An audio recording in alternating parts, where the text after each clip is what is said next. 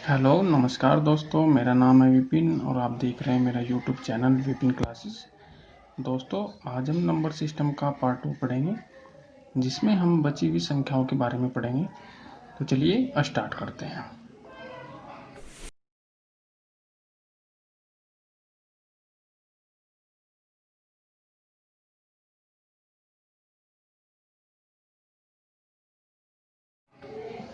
दोस्तों, आज की संख्या जिसके बारे में हम पढ़ेंगे वो संख्या है परिमेय संख्या। दोस्तों, परिमेय संख्या क्या है? वे संख्याएं जिन्हें p/q मतलब भिन्न के रूप में लिखा जा सके परिमेय संख्याएं कहलाती हैं। मतलब एक सिंपल सी डेफिनेशन है परिमेय संख्या, पर इसको समझते हैं कि परिमेय संख्या होती क्या है। जहां पर p और q एक पूर्णांक है, एक इंटीजर है, और जहां q कभी भी जीरो नहीं होना चाहिए। ये दोस्तों बहुत ही इंपॉर्टेंट बात है कि q कभी जीरो नहीं होना, जहाँ पे p भी एक पूर्णांक है और q भी एक पूर्णांक होना चाहिए, q जीरो नहीं होना चाहिए। इसके एग्जाम्पल क्या क्या हो सकते हैं, जैसे 3, 5/2, 0 एटसेट्रा। अब q क्यों नहीं जीरो होना चाहिए? अब देखो, जैसे यदि 1/0 लिखेंगे तो इसकी वैल्यू होती है दोस्तों इनफाइनाइट। तो ये अगर ये इनफाइनाइट हो गया तो ये कोई संख्या नहीं होती। तो इसलिए यानी कि अगर q कभी भी जीरो होगा तो ये परिमेय संख्या नहीं कहलाएगा।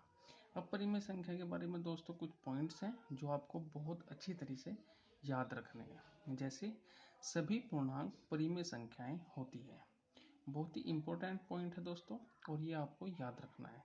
सभी पूर्णांक परिमेय संख्याएं होती है, यानी कि जितने भी पूर्णांक हैं सब के सब क्या होते हैं दोस्तों, परिमेय संख्याएं होते हैं। एग्जाम्पल के तौर पर, जैसे अगर हमारा एक पूर्णांक 2 है, अब हमने कहा कि परिमेय संख्या तो p/q लिखा जाता है। अब 2 है, अब यानी कि अगर किसी भी संख्या के नीचे कुछ भी नहीं लिखा तो हम अपॉन में 1 तो लिख ही सकते हैं। अब ये हो गया p, ये हो गया q, तो यानी कि ये क्या कहलाएगी संख्या, p/q। तो p/q क्या होता है, परिमेय संख्या। ठीक है दोस्तों, क्लियर? तो हम कह सकते हैं कि सभी पूर्णांक परिमेय संख्याएं होती हैं। दूसरा पॉइंट क्या है, लेकिन सभी परिमेय संख्याएं पूर्णांक नहीं होती।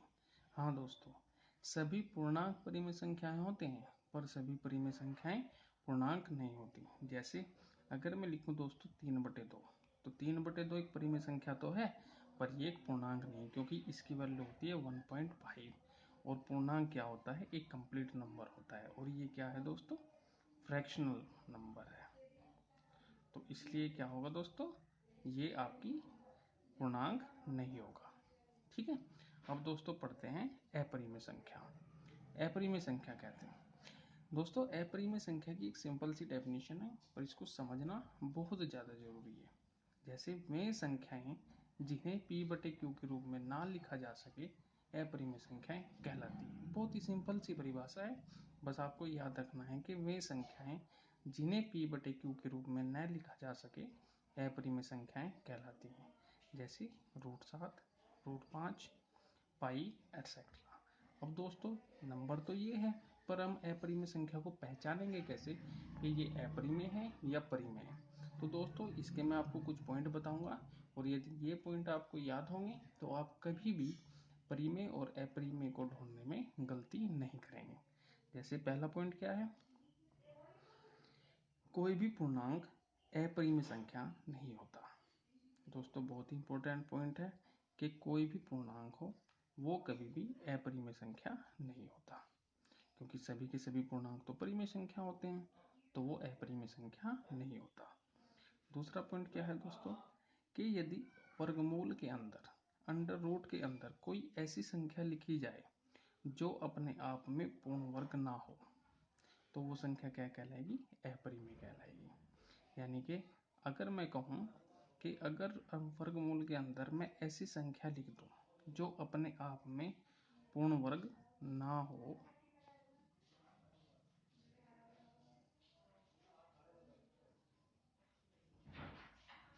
तो यानी कि दोस्तों क्या कहलाएगी, अपरिमेय संख्या कहलाएगी। तो ये पॉइंट आपको याद रखना है, जिससे आप बड़ी आसानी से पहचान सकते हैं कि ये परिमेय है या अपरिमेय है। जैसे √7 रूट 5, ये दोनों क्या है, पूर्ण वर्ग नहीं है, तो ये क्या कहलाएगी, अपरिमेय संख्या।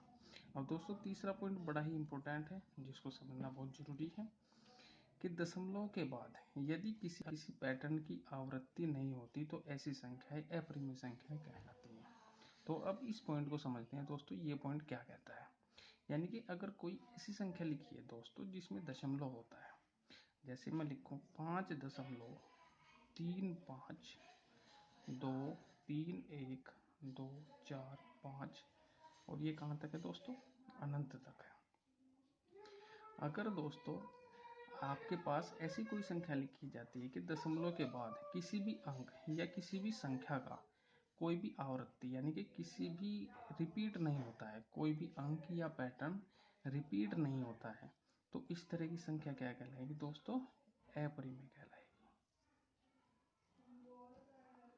अगर मैं कहूं कि 2.343434, अगर दोस्तों मैं ये लिखूं तो ये संख्या क्या है, देखो दशमलव के बाद एक आपको पैटर्न मिला 3 4 3 4 3 4 जो अपने आप को रिपीट कर रहा है, तो इस तरह की संख्या हमेशा क्या कहलाएगी दोस्तों, परिमेय कहलाएगी।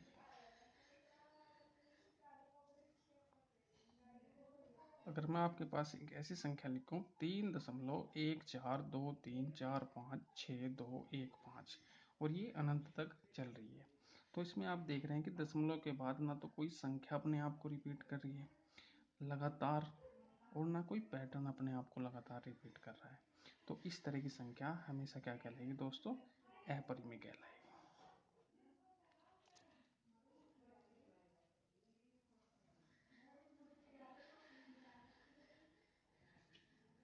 ठीक है दोस्तों, और जब मैं आपको इसके क्वेश्चन कराऊंगा तो उसमें बहुत अच्छी तरीके से क्लियर होगा।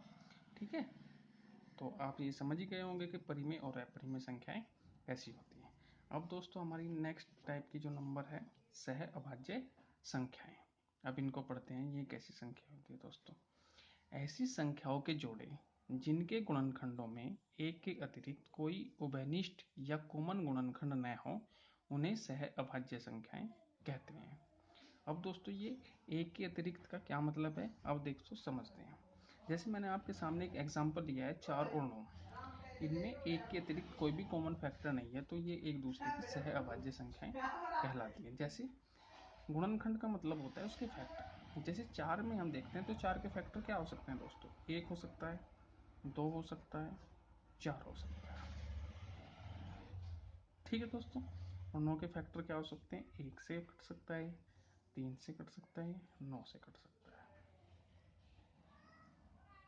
तो अब यदि इनके फैक्टरों में देखें कि क्या चीज़ कॉमन है, तो दोस्तों वो आपको दिख रहा होगा कि सिर्फ एक ही ऐसी नंबर है जिससे ये दोनों कट रहे हैं, जो दोनों का उभयनिष्ठ फैक्टर है। तो यदि ऐसी दो संख्याएं जिनमें कॉमन फैक्टर सिर्फ एक हो, तो ऐसी संख्याएं हमेशा सह अभाज्य संख्याएं कहलाती हैं।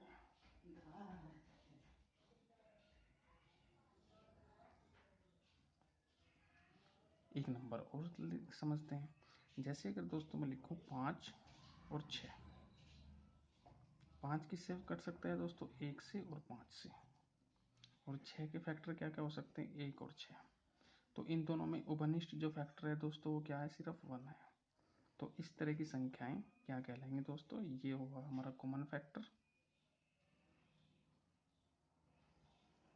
तो हम कह सकते हैं कि 5 और 6 सह अभाज्य संख्याएं हैं।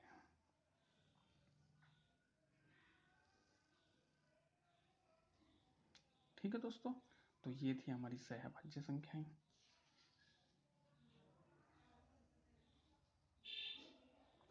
ठीक है दोस्तों, तो अब हमने टाइप्स ऑफ नंबर पढ़ लिए हैं, तो अगली वाली क्लास में हम इनके क्वेश्चन के बारे में पढ़ेंगे बहुत अच्छी तरह से, डिटेल में क्वेश्चन आंसर।